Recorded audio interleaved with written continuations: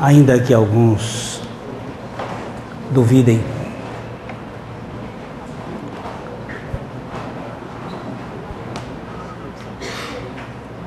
Mas essa caixa tem uma fábrica. Sim. Pode ser que alguém duvide que tenha sido a Yamaha que fez essa caixa.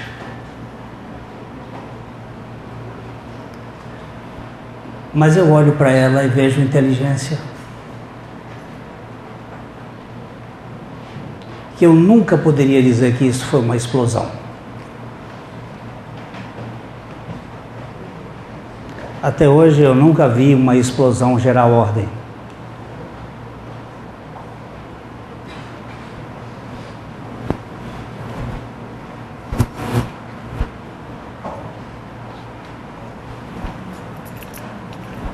Essa chave tem inteligência, muita inteligência por trás dela.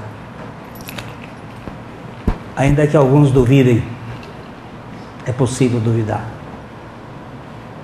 Esse universo tem muita ordem para ser uma explosão. Eu ainda fico com a estupidez de admitir que esse copo só pode ter sido feito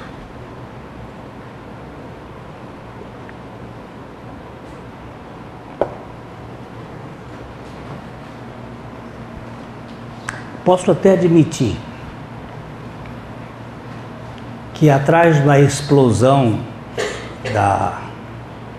do dia 31 de dezembro, na praia de Copacabana, é uma explosão, mas tem muita inteligência. Posso até admitir que o Big Bang seja uma explosão que criou tudo, mas por trás dele tem que ter uma inteligência.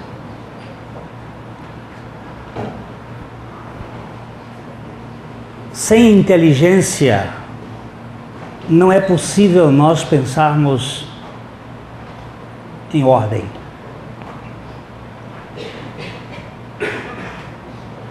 Há muita ordem em tudo que existe. E eu acredito que a nossa história começou num jardim. E é alguma coisa que eu tenho saudade.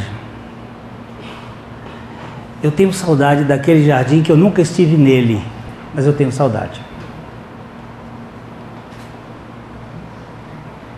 É uma espécie de coisa atávica, que a gente não sabe de onde veio, mas eu tenho saudade do prazer.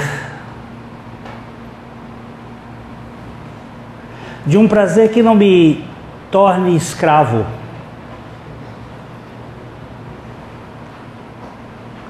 Mas a nossa história, de repente, naquele jardim, aconteceu alguma coisa que é contada como uma crônica da cobra.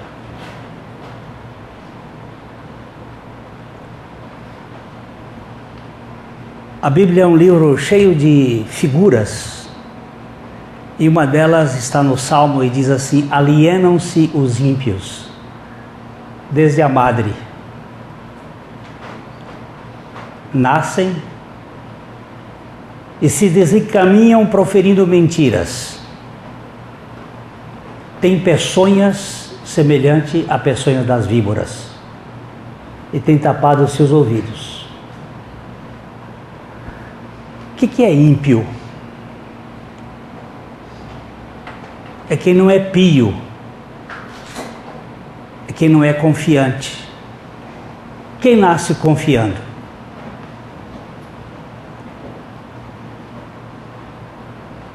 Quem nasce portando fé? Alienam-se. Nós somos uma raça de cobra. E quando a Lili disse que aqui tinham sido já encontradas 5 cobras, 5 tipos de cobras.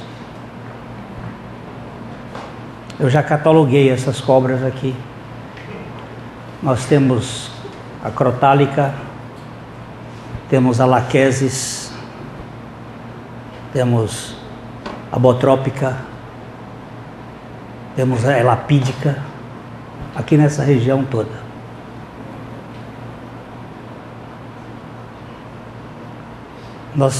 Nossa mata aqui, ela se junta a uma floresta chamada Mata do Godói.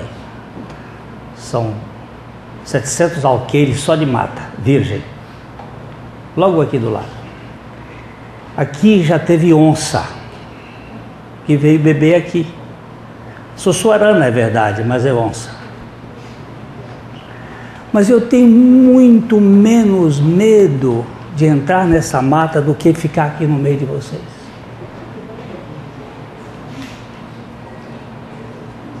Há muito mais veneno dentro dessa sala do que dentro dessa mata. Porque nós somos uma raça que ficou intoxicada pelo veneno da serpente. E o veneno da serpente é um veneno que é chamado de teomania. Nós queremos ser deuses, independentes, autônomos, autossuficientes. E a Bíblia diz que debaixo da minha língua tem veneno semelhante a veneno da víbora. Eu posso dizer que aqui dentro dessa sala tem mais gente aleijada por causa de palavras que foram ditas do que por qualquer peçonha. Às vezes foi o pai, foi a mãe, foi o professor, foi o vizinho.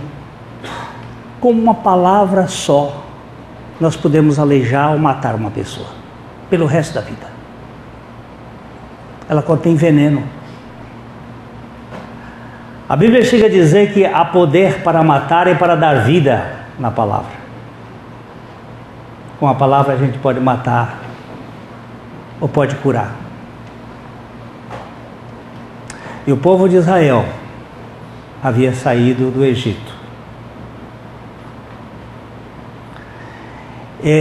A história de Ramsés até Moabe, a entrada do povo de Israel, são 42 paradas, 42 acampamentos. O povo andava e acampava, andava e acampava. De Ramsés, lá na região de Gósen, no Egito, até entrar na Terra Prometida, o povo de Israel parou 42 vezes. Interessante que a genealogia de Jesus, de Abraão até eles, também são 42 gerações. Aquelas paradas todas são muito significativas. E o povo de Israel saiu no dia 15 do primeiro mês, um dia depois da Páscoa, e caminhou, depois teve que descansar, tornou a caminhar, e foi assim por várias paradas até chegar, depois de 2 anos, a 32ª parada, que é chamada de Cádiz Barneia. Já pertinho, eles fizeram 80% da caminhada em 2 anos, tendo parado 1 ano no Sinai. Quando eles chegaram lá, nessa cidade,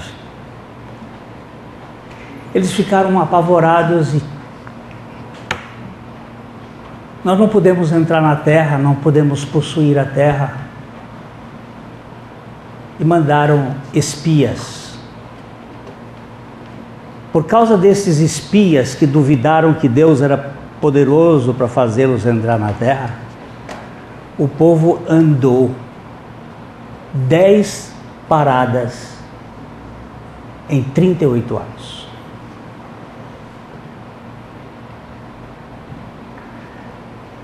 Menos de 20% do caminho agora, 28 anos. Por quê? Porque eles não creram no que Deus tinha para eles.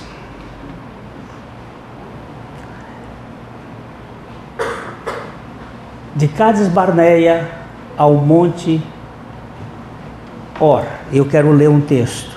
Você abre a sua Bíblia, você tem aí? Eu quero ler um texto em Números 21, 4.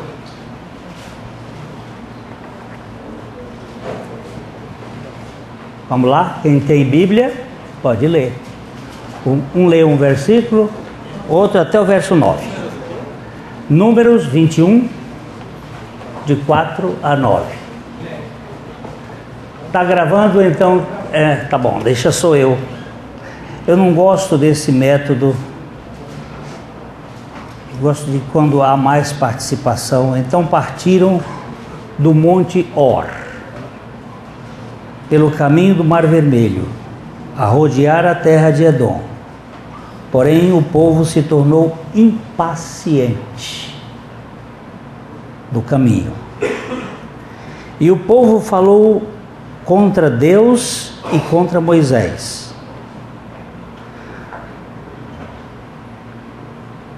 Porque nos fizeste subir do Egito, para que morramos nesse deserto, onde não há pão nem água, e a nossa alma tem nojo deste pão nojento. Então o Senhor mandou entre o povo serpentes abrasadoras que mordiam o povo. E morreram muitos do povo de Israel. Veio o povo a Moisés e disse: havemos pecado, porque temos falado contra o Senhor e contra ti. Ora ao Senhor que tire de nós as serpentes. Então Moisés orou pelo povo. Disse o Senhor a Moisés: faze uma serpente abrasadora, põe-na sobre uma haste, e será que todo mordido que a mirar viverá. Fez Moisés uma serpente de bronze e a pôs sobre uma haste, e sendo alguém mordido por alguma serpente, se olhava para a de bronze, sarava. Aqui nós temos uma figura extraordinária dos métodos de Deus. Deus não trabalha com a lógica, ainda que ele seja lógico. Mas se ele pudesse ser compreendido, ele não seria um Deus de fato. O Deus definido perde o seu sentido. Qual é o valor para esse antiofídico aqui? Olhar, mirar.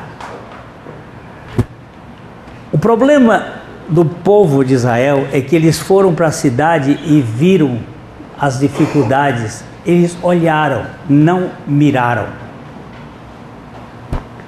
Eu queria que você hoje pensasse um pouquinho sobre o que significa esse contemplar a serpente de bronze. Porque o tema desse acampamento é atraídos pelo amor.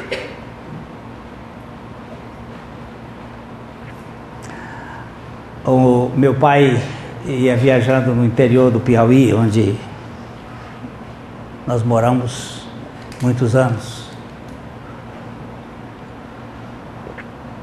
Ele ia montado numa mula, andando por um daqueles carreiros, aqueles lugares bem apertadinhos. E de repente, ao longe, ele viu um veado, por favor. Eu não disse viado. Um veado, ainda novo, parado, imóvel. Essa espécie a gente só vê no mato. A outra a gente vê na cidade. E ele estava assim, parado. O meu pai era um agrônomo e ele, acostumado a ver como aquele animal está parado, ele foi chegando quando a mula estava distante uns 2 metros do animal, como que algo aconteceu. Ele saiu feito desesperado, berrando. E o meu pai olhou por um lado, para o outro, e em cima da árvore estava uma jiboia. Ela estava ali com os seus olhos hipnotizando aquele animalzinho.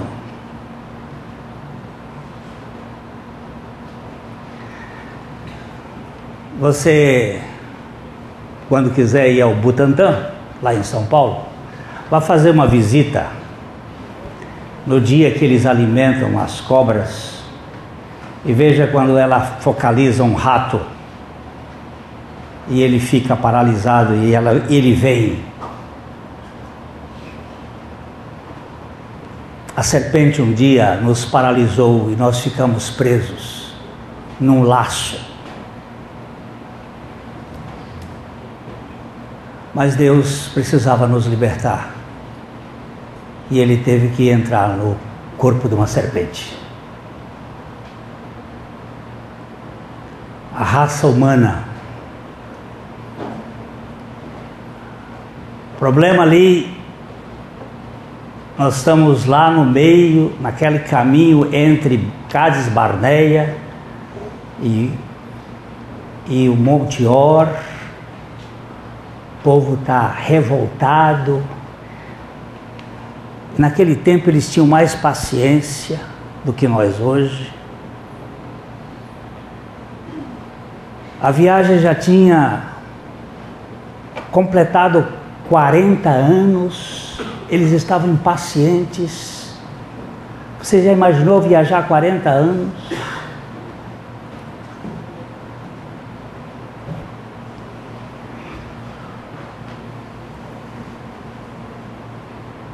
Quando eu saía com os meus filhos para ir para o Piauí de carro, eles eram pequenos, na caminhonete, a gente chegava em Assis, começava a perguntar: já está chegando, pai? Um pouco mais. Assis é 120 quilômetros daqui ao Piauí, são 1998. E essa pergunta era insistente. Nós chegávamos em São José do Rio Preto, já está chegando, pai? Tem mais um pouco. Aí tínhamos que dormir. E mais um pouco, e mais um pouco. Você imagina a criança quando chega lá, está irritada. Israel estava irritado. Eu nunca vi uma postura dessa. Eles estavam cansados. Eles começaram a falar mal de Deus, de Moisés. E Deus então soltou no meio deles algo que na homeopatia se chama simile similibus curandum. E traduzido é o seguinte: o similar cura o similar. Na terra de sapo de cócoras com ele. Para curar a cobra, só picado de cobra. A língua maligna, murmurante, crítica, precisa ser picada.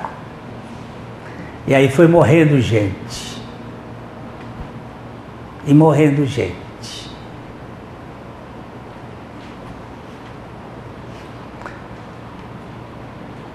Nessa hora correram para Moisés e disseram: ora por nós. Então Moisés orou e Deus manda fazer esse espetáculo bobo. Uma serpente de bronze, colocar na ponta de uma haste, colocar no meio do arraial, para que todo aquele que fosse picado, se olhasse para aquela serpente, ficasse curado.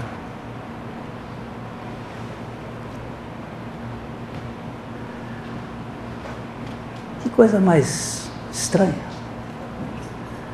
Qual é a lógica disso?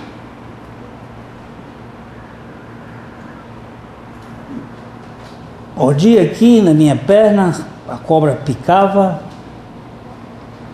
Se eu ficasse reclamando aqui a picada, eu ia morrer.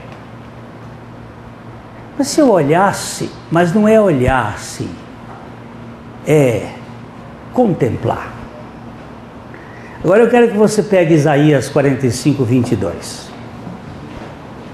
Isaías, ele está falando sobre esse tipo de olhar. 45, 22.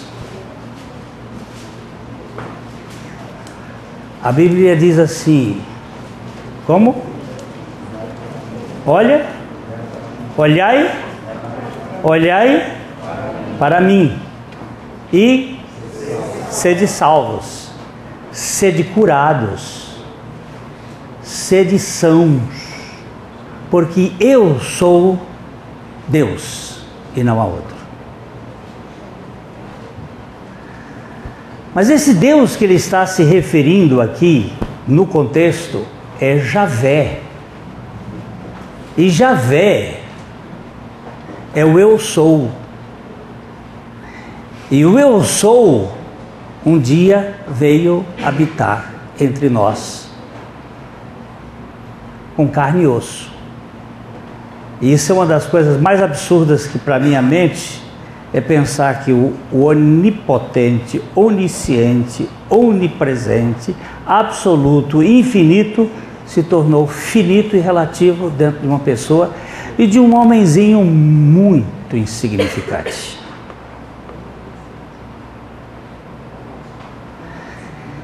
Eu levei 6 meses para ler o livro A Cabana. Eu começava a ler e voltava.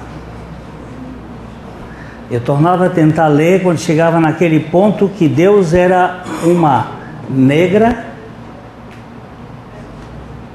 cozinheira, gorda. Todos os meus preconceitos se fechavam e eu empurrava o livro, porque todos os nossos conceitos que nós temos de Deus são conceitos formados ou dentro de uma teologia descartiana, ou dentro de dos preconceitos que nós criamos das nossas famílias. Nós não temos um conceito de amor e de pai na sua dimensão máxima. Mesmo porque todos os nossos modelos que nós temos de pais são modelos falhos. Os nossos pais tropeçaram, erraram, falharam.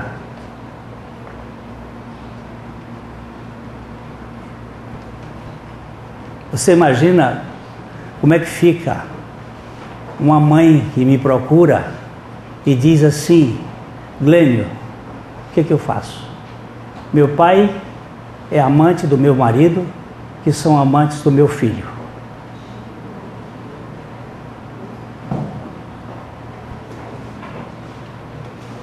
Eu Eu não estou falando que isso aconteceu no fim do universo. Foi numa cidade do Paraná, chamada Cascavel. É coisa de cobra? Ou é coisa dessa raça humana? Agora, como é que eu vou conhecer um Deus que ama incondicionalmente, que não troca, que não negocia?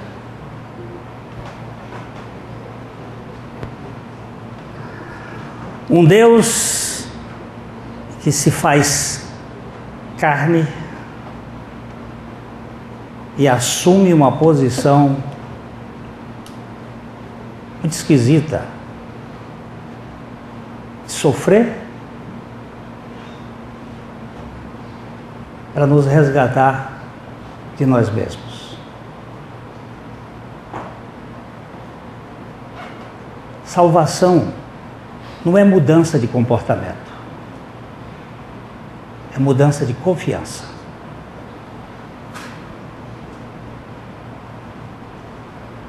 Jó não precisava mudar o seu comportamento. Ele era um homem justo, mas era com a sua própria justiça. Saulo era irrepreensível. Nicodemos era um fariseu exemplar. Mas onde ele estava confiando? Em quem ele estava confiando? Esse aqui é o problema. Nós criamos uma religião de comportamento e não de relacionamento, não de intimidade, não de família. O Evangelho não é um convite para você ser candidato ao Prêmio Nobel da Dignidade. É um convite para você ser filho.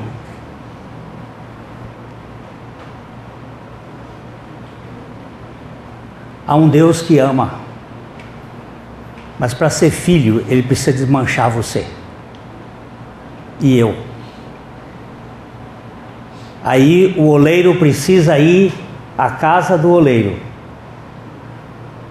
Nós precisamos chegar na casa do oleiro para ver o que acontece com o barro que está sendo feito o vaso, e o vaso se estraga, e é preciso desmanchar e fazer de novo.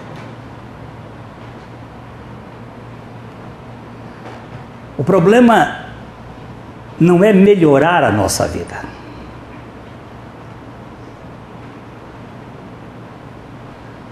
Não existe receita para melhorar Adão. Adão é irrecuperável. Não existe nada em você que possa melhorar. Se melhorar, é para a hipocrisia. O que Deus quer fazer comigo e com você é trocar, é substituir. O jogador está jogando mal no time, tira aquele e põe um outro bom.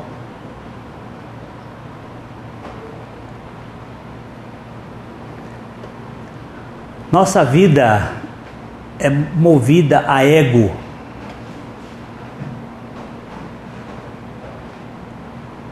E esse ego, ele é insatisfeito. E não tem melhora. Então, como é que Deus vai fazer essa obra? É igualzinha àquela haste pendurada lá.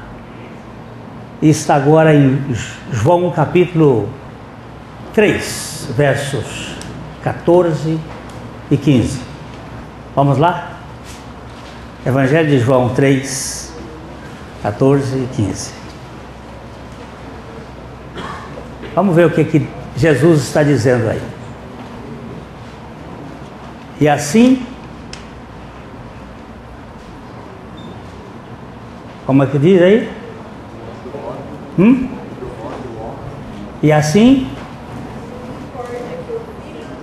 importa que o Filho do Homem seja levantado. Não, mas o verso 14. Do mesmo modo que Moisés levantou a serpente no deserto, assim importa que o Filho do Homem seja levantado. Para quê? Agora o verbo mudou, não é ver, não é mirar, é crer. Mas o que é crer? É contemplar com profundidade. É depositar confiança em. É esperar totalmente. Eu não tenho esperança em mim. Eu nunca vou melhorar. Eu nunca vou ser uma pessoa adequada. Eu não espero em mim. Também não espero em vocês. Talvez por isso a Bíblia diz que maldito é o homem que espera no homem. Espera em si mesmo, que confia em si mesmo.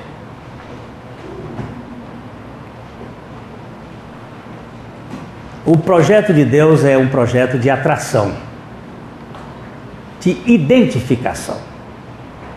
Ele primeiro desceu e ficou na nossa altura, na nossa dimensão. Mas depois ele fez um outro projeto. Ele ia para a cruz, porque a agenda de Jesus não foram os 3 anos e meio que ele esteve aqui na terra. A agenda de Jesus foram apenas 6 horas. Aquele outro tempo é o prenúncio da agenda dele. Ele não veio para fazer milagre. Ele veio para fazer uma hora, um momento que está descrito como o seu momento. A sua hora é chegada a minha hora. Que hora é esta? É a hora em que ele vai fazer a única coisa que ninguém pode fazer, de fato, que é trocar Adão pela vida da ressurreição. É uma substituição. Enquanto isso não for revelado, nós vamos ficar apenas no conceito da mente. E no conceito da mente a gente sabe, mas não entende ainda. E não descansa. Há poucos dias, um dos nossos companheiros de caminhada estava conversando, alguém apresentou, da igreja apresentou, um amigo disse assim, esse é meu amigo, e ele começou a falar.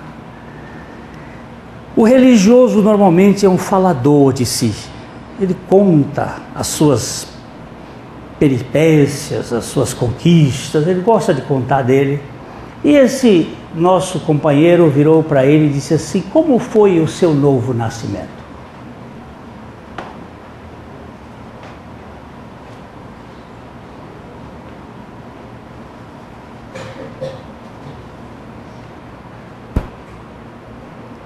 Mas a pergunta não caiu no rapaz tão forte quanto caiu no nosso irmão da igreja. Ele foi para casa e não dormiu aquela noite. Porque uma coisa é eu saber, outra coisa é revelada. Simão Pedro disse para Jesus, ainda que todos te traiam, eu jamais te trairei. Jesus disse, antes que o galo cante, você vai me negar 3 vezes. Mas Jesus não desiste das pessoas. Jesus foi atrás de Pedro. Jesus foi encontrar com Pedro no lugar onde Pedro havia traído Jesus. Ele traiu ao redor de uma fogueira e Jesus preparou uma fogueira para se encontrar com Pedro. E ali os dois tiveram um encontro de revelação.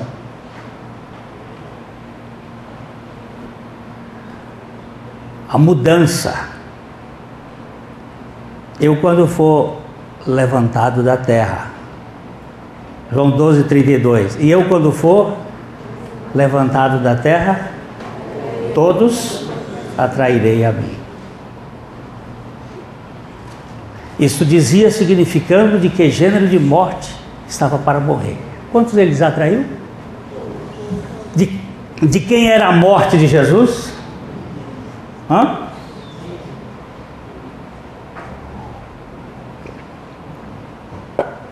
Quantas vezes a Bíblia diz que Jesus morreu por mim? E quantas vezes a Bíblia diz que eu morri com Jesus? As duas verdades estão lá.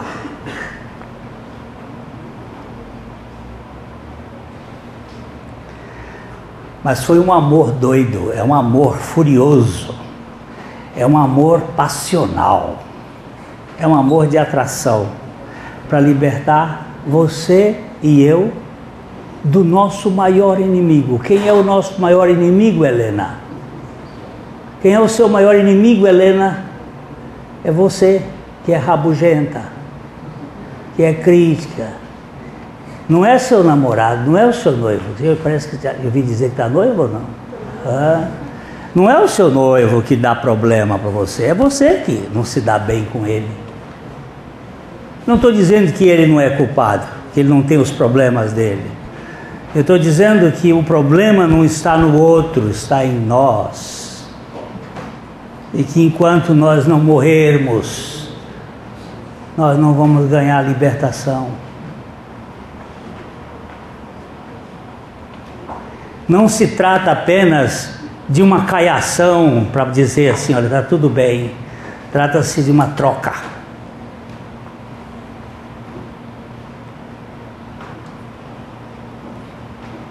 Você e eu não temos remédio, a não ser que nós morramos. Mas a Bíblia diz que eu já morri. Um morreu por todos, logo todos morreram. Outro dia eu vi uma irmã muito aflita, ela disse assim, eu acho que eu desci da cruz. Eu disse para minha irmã, quando foi que Jesus desceu da cruz? Só quando ele estava morto, que o tiraram. Se a senhora está crucificada com Cristo, a senhora está crucificada com Cristo. O problema seu é que você está olhando para comportamento e não para confiança. E o seu comportamento vai ser sempre inadequado porque você vai carregar uma carne, uma natureza terrena sujeita às fraquezas do pecado por todo o tempo em que você vive aqui na terra. Mas em quem você confia?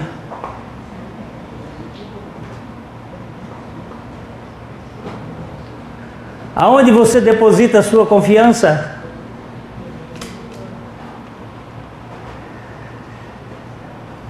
Glênio, você podia visitar a mamãe? Quem é sua mãe? Mamãe mora ali no aeroporto. Ela está com depressão. Você queria fazer uma visita? Você podia fazer uma visita? Que dia você acha que é o melhor dia? Marcamos. Fui à casa daquela senhora. Chegando lá, a Dindinha me recebeu. A Dindinha era uma empregada de 45 anos que morava com aquela família. E a Dindinha me recebeu e disse, entra aqui, Gleison. Eu entrei, estava uma senhora, Dona Cidinha, sentada numa cadeira de balanço, balançando, e para lá, para cá. Boa tarde, Dona Cidinha. Boa tarde, Dona Cidinha. Como vai a senhora?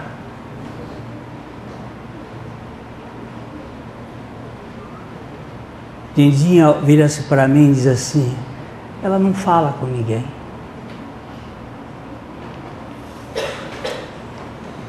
Fui ao telefone, liguei para a igreja, disse, desmarca todo mundo, que eu hoje tenho um ministério aqui.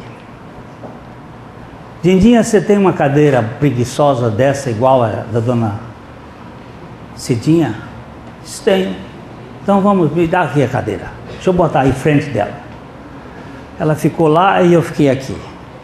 Aí ela balançava para lá e eu balançava para cá. Balançava para lá, balançava para cá. E nós ficamos ali 1h30, mais ou menos. Nenhuma palavra. Fiquei, deu até um cochilo. Daqui a pouco ela se levanta e vai ao quarto. Passam uns 5 minutos e vem com um crucifixo, mais ou menos uns 70 centímetros, grande, um crucifixo de prata pesada, prata de lei, todo de prata, pesando mais ou menos uns 7 quilos, é o que eu imagino, aquela coisa. E ela chegou com aquele crucifixo e colocou no meu colo. Sentou, continuou balançando.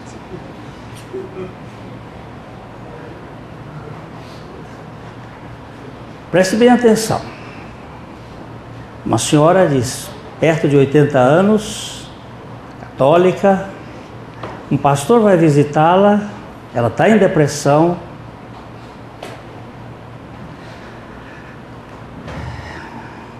não quer falar,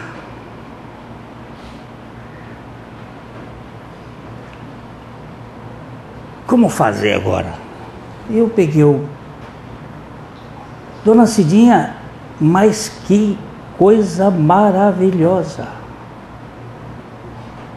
O quê? Opa, tem som. Esse seu crucifixo, que coisa linda. O senhor gostou? Mas é uma obra de arte extraordinária, Dona Cidinha. Nunca vi um crucifixo tão bem trabalhado quanto esse. Aliás, eu nem vejo muito crucifixo, mas esse daqui, ele é, para mim, original. Ele é muito bonito. E o senhor gostou mesmo? Achei fantástico, Dona Cidinha. Meu pai trouxe esse crucifixo para minha mãe em 1905. Ele benzeu na cripta de Santa Mônica, a mãe de Santo Agostinho. Foi o Papa, um Pio qualquer desses, Pio XIV, Pio XIII. Ele que benzeu esse crucifixo. Disse, Dona Cidinha, mas ele é muito bonito mesmo. Só que tem uma coisa aqui que eu estou achando... A gente precisa dar uma consertada nisso. O que? A cabeça. O que tem com a cabeça? Essa cabeça aqui está errada. Qual é o erro que tem nessa cabeça?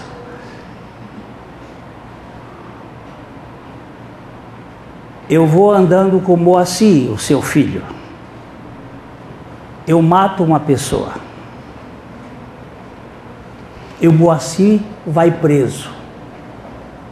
É justo? Justo não, senhor. Se o senhor que matou, o senhor que irei para a cadeia. Tá bom. Tá bom.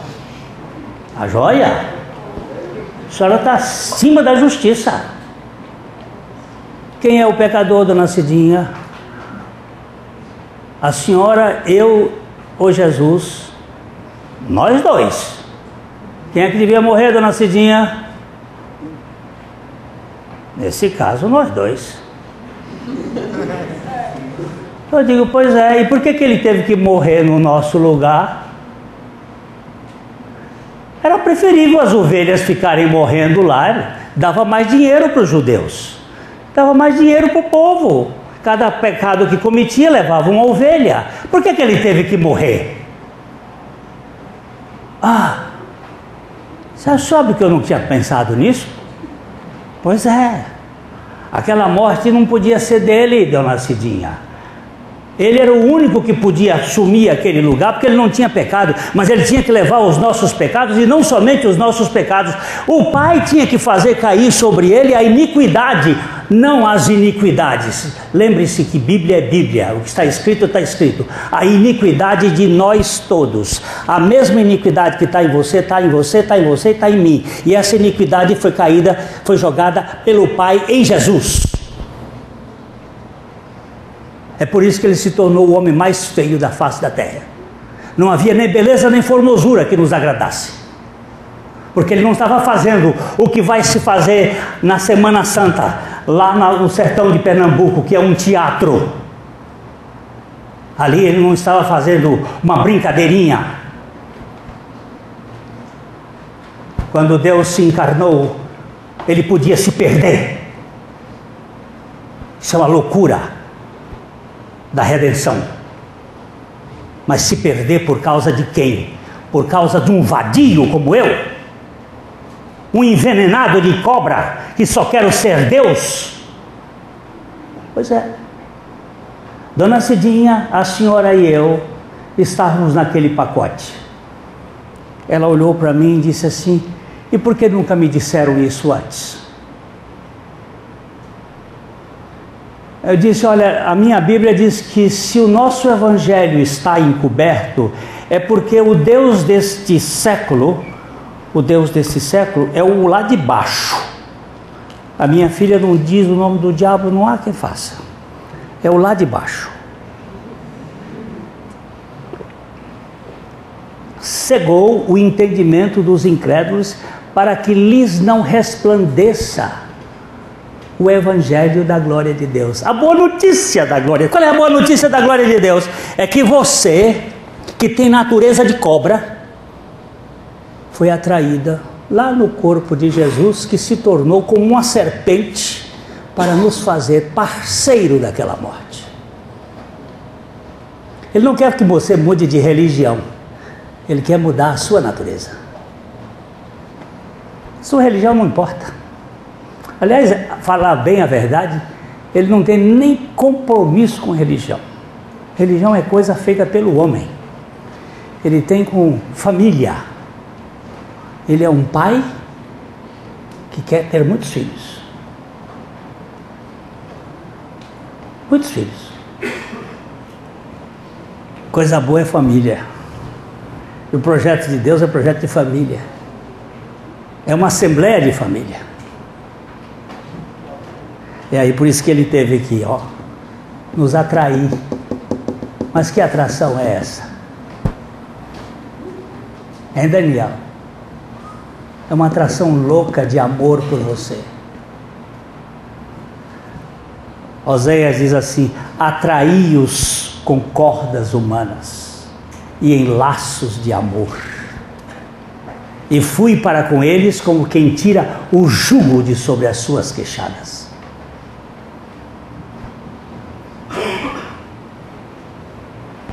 E me inclinei para eles e lhes dei de comer. É um Deus que se compadece, que entra no fogo para nos libertar de nós mesmos, que morre a nossa morte, mas nos inclui nela. Essa é a grande atração. Eu considero João 12, 32 e 33 como a chave que destranca o mistério da redenção. A atração. Ele nos atraindo a Cristo, Cristo nos atraindo a si e nos fazendo parceiros. É uma morte compartilhada, é uma morte societária, é uma morte comunitária. Assim como em Adão todos nós pecamos, em Cristo nós fomos incluídos para que nele morrêssemos. Quando se mata uma mulher grávida, quantas pessoas se matam? Quantas? Repita. Quando se mata uma mulher grávida, quantas pessoas se matam? Depende de quantas ela está grávida.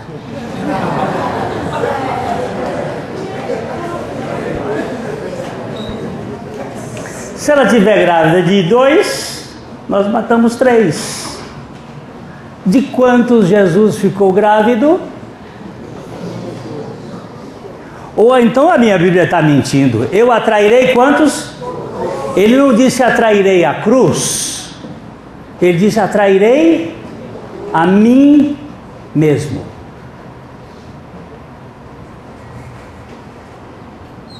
Isso dizia significando de que gênero de morte havia de morrer.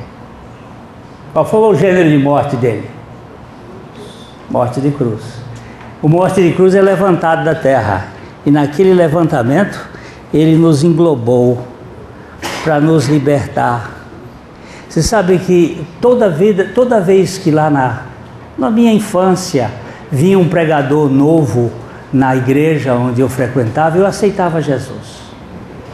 Eu aceitei Jesus por umas 8 vezes, pelo menos. Eu fiz pelo menos umas 20 consagrações. Mas no dia que o Espírito Santo, pela misericórdia dele, numa igrejinha aqui no aeroporto, igreja missionária, quando um pregador disse assim: você sabia que você morreu com Cristo? Que ele não morreu sozinho, mas você estava naquele pacote? Eu disse: isso eu não sabia, não. Eu sei que ele morreu por mim. E ele falando com ele, o pregador falando lá e eu falando cá. Isso eu não sabia. Mas onde é que está isso? E ele foi mostrando. Sabendo isto, que o nosso homem velho foi com ele crucificado para que o corpo do pecado... Eu nunca tinha lido esse versículo na Bíblia, mas estava marcado na minha. Só que nunca tinha sido revelado. Eu saí daquela igrejinha dizendo: puxa vida, quantas vezes eu fui à frente em vão, porque ele fez uma única vez por mim, num só ato de justiça, resolveu para sempre o pecado de toda a humanidade.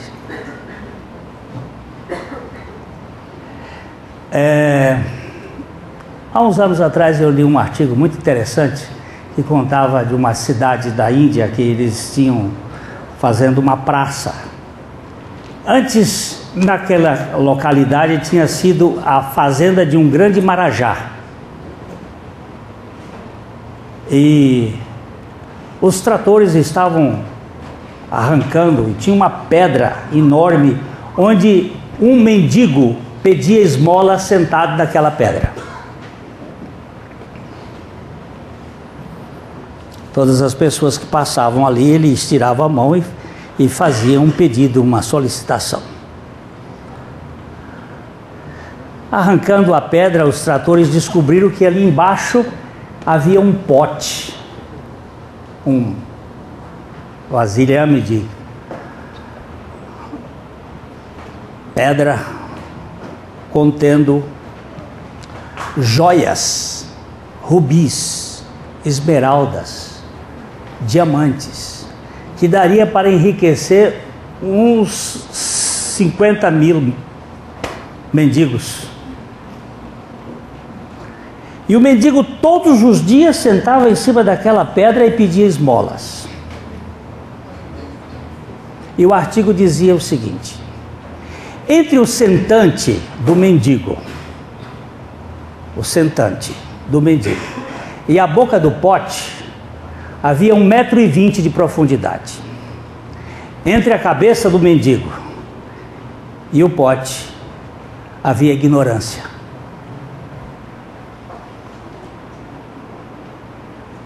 Se ele soubesse, ele tirava aquela pedra e ia ficar muito rico.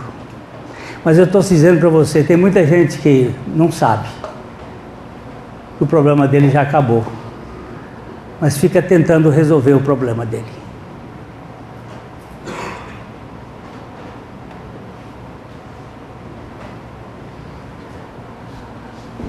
Entrou lá no meu escritório um dia uma moça. Ela é um pouco mais gorda do que o meu dedo. ela estava anoréxica e bulímica. Tinha andado por todos estes psiquiatras daqui, de Curitiba e de São Paulo, e aí alguém diz, vai pedir uma oração lá para o pastor. Pediu oração. Chega lá aquela senhora, muito rica aqui da cidade, senta-se e começa a falar.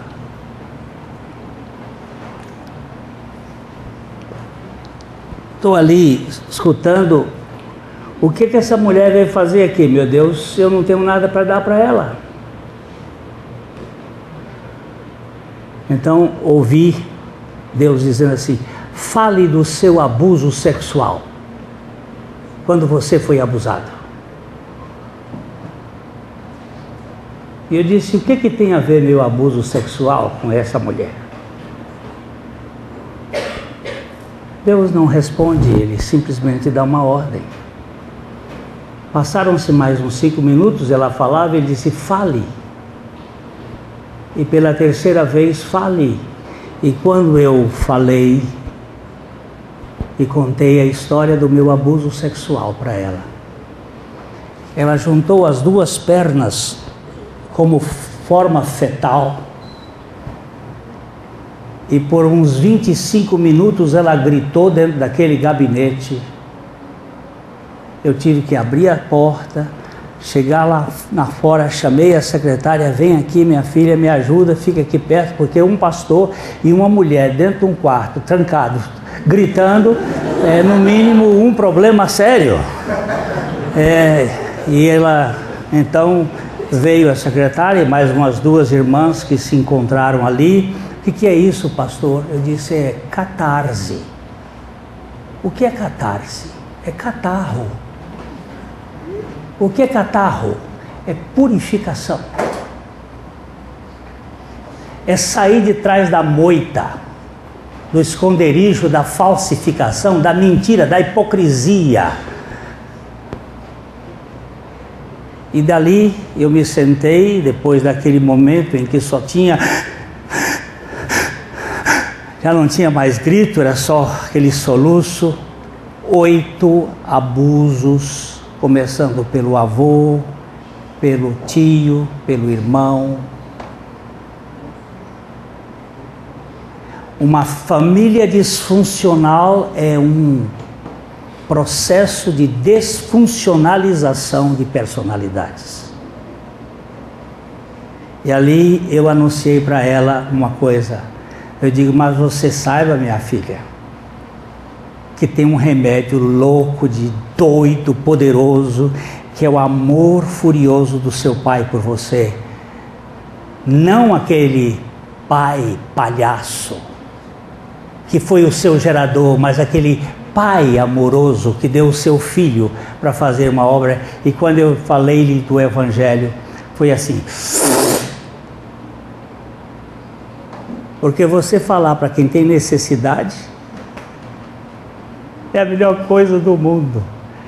Se você falar de um remédio de câncer para um canceroso, ele lembra o nome mais estrambólico.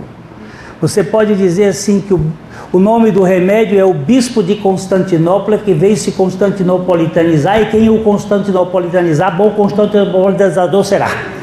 Ele sai dizendo na mesma hora, porque é a necessidade dele.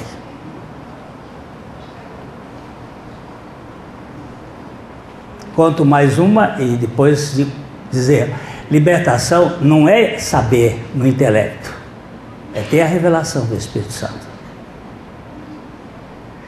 Linda, linda de morrer, veio estudar aqui em Londrina, uma moça, arranjou um namoradinho, o namoradinho ultrapassou os limites e fez igual a Nun com Tamar, enjoou. Nojou, deu aquele asco, assim como o povo de Israel estava com asco do pão de Deus. Botou os 2 punhos e foi levada para o hospital evangélico. A mãe veio, a família veio,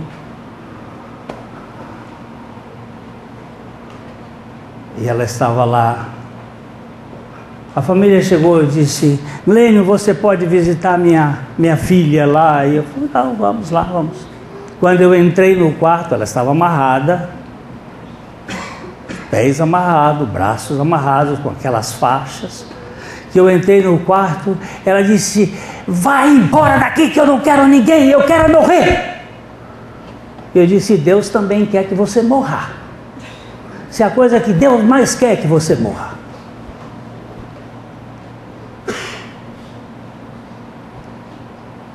Que história é essa? Eu digo: já mudou de ideia? Você já estava me mandando embora, agora estava me perguntando que história é essa? Você está louco dizer que Deus quer que eu morra? Diz que é. E não só quer, como Ele já providenciou essa morte, e Ele já fez você morrer lá na cruz. E ela disse: como é isso? Eu digo: então me dá tempo de eu sentar perto de você. No hospital evangélico tem aqueles Novos Testamentos dos Gideões. Eu peguei um daqueles e fui com ela caminhando pelos textos bíblicos. Eu não levei 5 minutos para aquela moça dizer: me desamarrem. Eu estou crucificada com Cristo. Não vivo mais eu. Hoje ela é esposa de um desembargador no Mato Grosso, uma filha de Deus, simples, que vive na graça. Porque Jesus não quer que você mude de religião, mas quer que você conheça aquele que muda você de vida. Ele lhe atraiu. Tem solução para o seu caso. Você pode sair daqui e ir embora para casa fazendo pouco caso disso aqui. Não tem problema. Mas você nunca mais vai ser o mesmo, porque o Espírito de Deus vai dizer para você que o seu caso já foi resolvido e que Deus já lhe fez morrer no corpo de Cristo, naquela atração. Mas eu não compreendo, não entra na minha cabeça, na minha também não. Dona Benedita levou 17 anos na igreja ouvindo essa verdade, e um dia ela disse assim: Glênio, por que você não prega isto?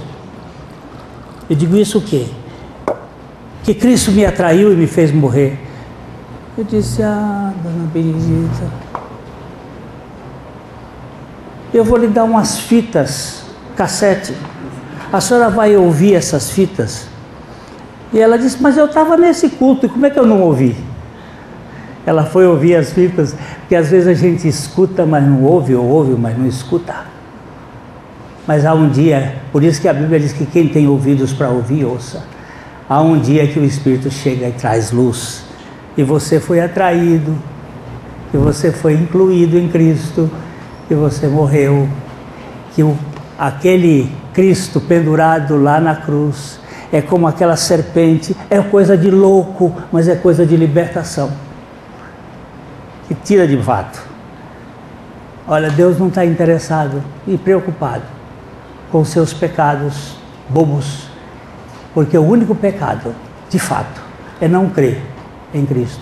Por isso o Espírito Santo disse, a Bíblia, e Jesus disse: quando o Espírito Santo vier, convencerá o mundo do pecado, da justiça e do juízo. Do pecado, porque não crê em mim.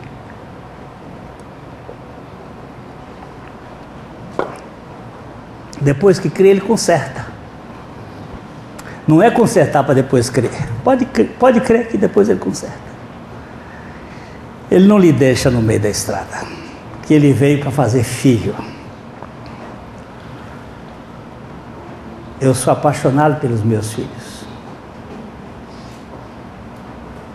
Paixão mesmo. Todas as vezes que eu ligo para eles, eu tenho que dizer para eles assim: filho, não se esqueça que papai é apaixonado por você. Filha, não se esqueça que papai é apaixonado por você. Sabe por que eu digo isso? Porque eu vejo papai apaixonado por mim na cruz, com o amor dele revelado em Cristo Jesus. Aquilo é paixão. É paixão, louca. Paixão. Então, eu quero ler um pedacinho só de um livro e já vamos embora, porque está todo mundo cansado. Esse é um dos é um dos homens que eu tenho sido abençoado por ele, porque ele foi soldado americano, foi padre, foi bêbado, viveu na cachaça por mais de 10 anos na sarjeta, depois casou, divorciou, esteve no meio dos evangélicos, se decepcionou com eles, voltou para a Igreja Católica, se decepcionou e criou um movimento que ele chama de Evangelho Maltrapilho. Evangelho para fracassados, para quem já fez de tudo e não evoluiu nada. Então ele está falando aqui de uma graça que alguns chamam de graça injusta, outros chamam de graça barata, mas que ele prefere usar uma expressão de Capon, de graça vulgar. E que eu chamo da graça que se importa por o que não tem nenhuma importância. Ele diz assim: em Jesus, Deus pendurou um aviso com os dizeres: fui pescar na loja da religião. Ele fez tudo o que tinha de fazer em Jesus, de uma vez por todas, e em favor de todos, e simplesmente nos convidou a crer nisso, a confiar na bizarra e improvável proposição de que nele, isto é, em Jesus, todo ser humano sobre a face da terra é um ser livre, sem que para isso tenha que fazer algum tipo de esforço religioso.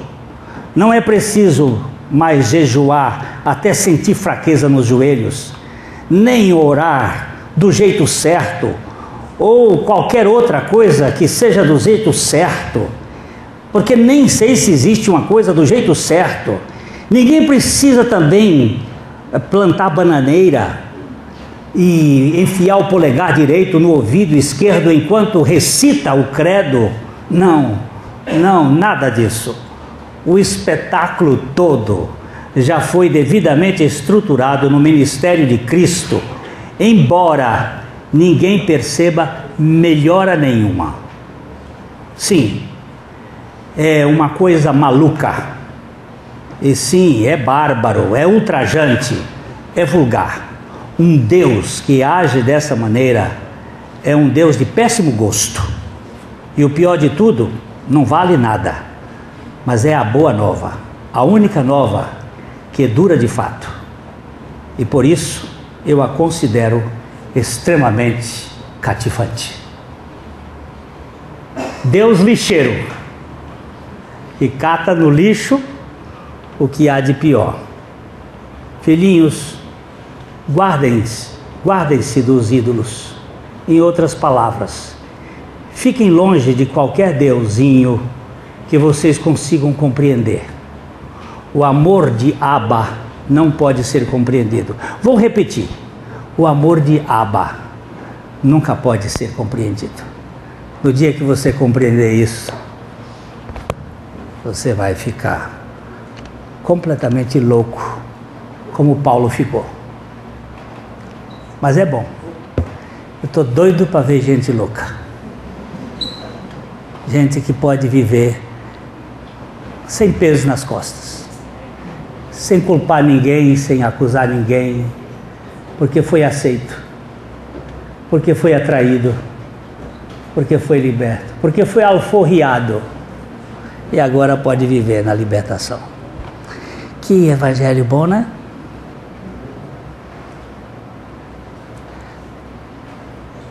Deixa eu contar, esse menininho ouvindo a pregação lá em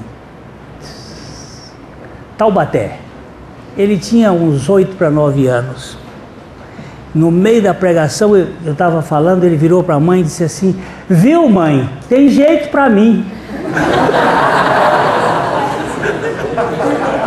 Mas ele falou com tanta espontaneidade Aí depois eu fui saber da história que a mãe dizia assim, ó, não tem jeito, para você não tem jeito, para você não tem jeito.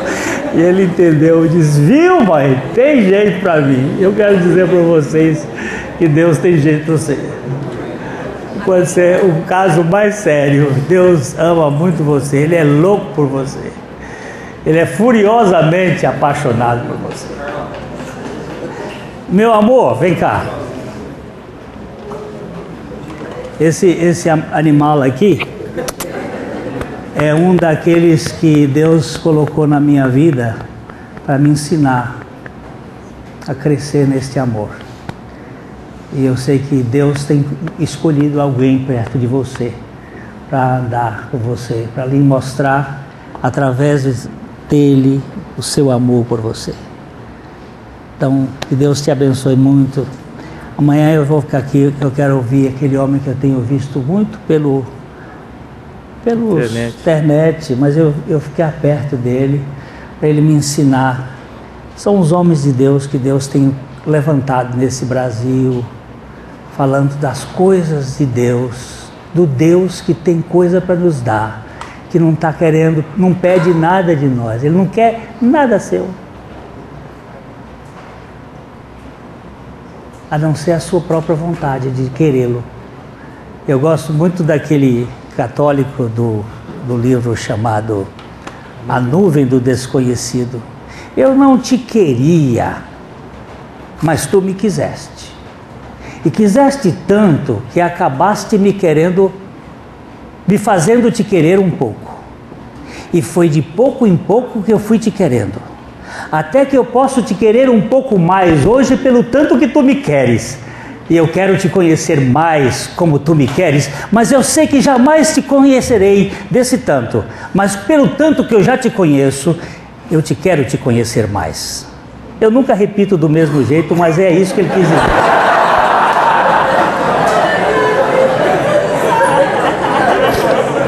É mais ou menos assim que ele vai jogando o verbo querer com tanta beleza que a gente quer dizer assim, Jesus, o Senhor me quis tanto que eu acabo te querendo um pouco. A mensagem que você acabou de assistir faz parte do Ministério de Comunicação Palavra da Cruz. Temos um grande acervo de estudos bíblicos em áudio e vídeo. Distribuímos também gratuitamente o jornal mensal Palavra da Cruz.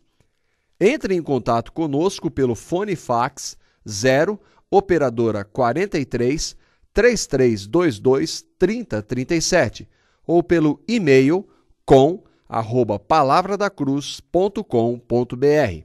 Visite-nos também pelo site www.palavradacruz.com.br. Graça e paz.